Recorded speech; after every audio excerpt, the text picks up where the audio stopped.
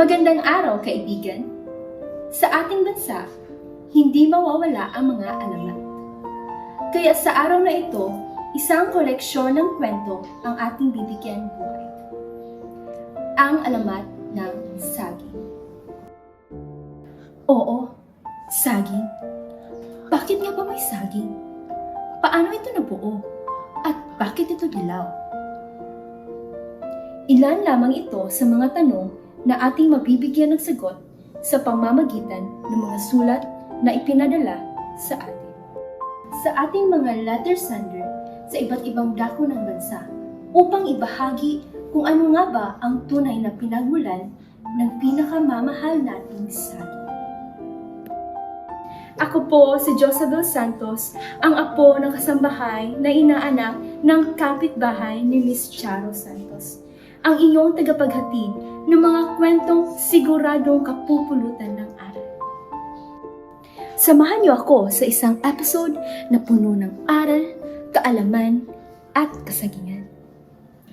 Mga kapitbahay, hindi po ito MMK. Ito ang Remember Me, ang alamat ng saging ni Antoine. Remember me kapag naging isa. Para sa ating unang kwento. Isang araw, meron isang saging ang nahulog mula sa isang puno. Malayo pa to sa pagkahinog. Ang saging, kahit bata pa, ay natutunan na ang mundo ay iba. Nakikipaglaban sa mga halimaw na mas mapangis kaysa sa una-una. Pagkalipas ng ilang taon, ang saging ay nakilala na ngayon bilang hari ng mga prutas. Mabibili ang saging kahit saan, mula sa mga supermarket hanggang sa mga convenience store. Maaari pa nga itong gawin panghimagas o sangkap. Alam ng mga tao na ang saging kahit berde o dilaw ay masarap pa rin. At isa rin sa pinakamapanganib.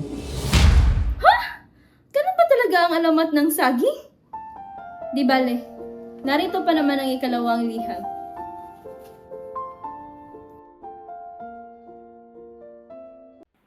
Mayroong isang saging sobrang takot. Ayaw niyang magpanat ng balat. Takot na takot siya sa mga bagay na nagpapahinog gaya ng araw, hangin, sarili niyang pamilya at lalong-lalo na sa ganitong tunog. Ngunit may kakaiba siyang naramdaman. Hala! Lumalambot na ako! Nagiging dilaw na ako! Ayoko pa! Sinubukan niyang itago ang kanyang balat. Hay!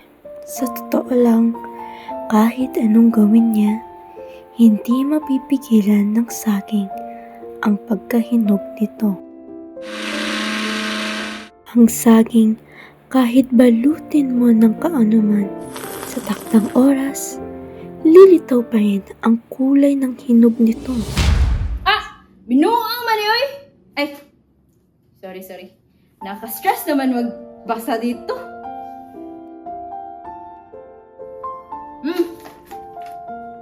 Finally, last na jud ni. Ito daw ang totoong alamat ng saging. Tara, basahin natin.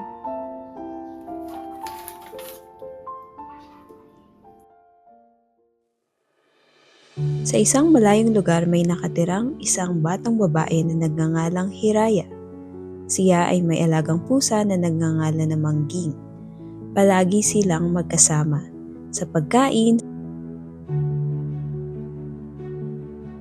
sa paglalaro, madalang silang magkahiwalay. Isang araw naging matamlay si Ging.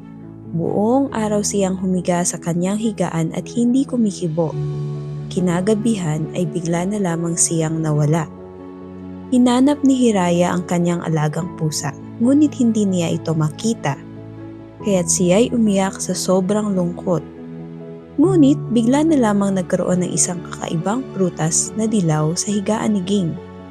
Kinuha ito ni Hiraya at sinabing, "Siging," habang hawak-hawak ang prutas. Mula kay Hiraya, Siging ang naging ngalan nito na kinalaunan ay naging saging.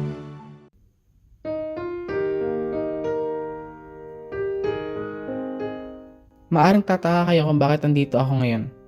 Mga kaibigan, kaninang commercial break nagpaalam si Jusa na pupunta lang daw sa CR. Pero hanggang ngayon, di pa rin siya bumabalik. Kaya heto ako ngayon upang palitan siya. Sino mag-aakala na ang prutas na ito ay may kakibat na napakaraming kwento?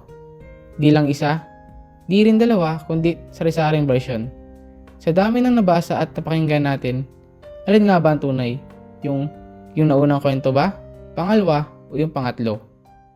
Sa sobrang dami ng bersyon ng alamat ng saging, halos imposibleng malaman kung alin ang tama at alin ang nararapat ikwento sa mga bata.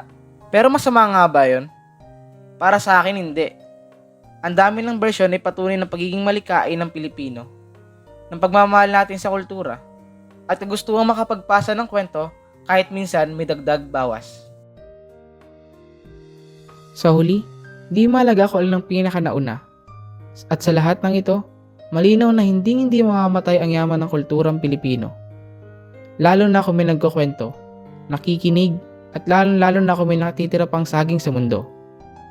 Ako po si Tito Boy Latundan at laging tandaan, ang buhay ay parang saging, maluptot man pero masarap.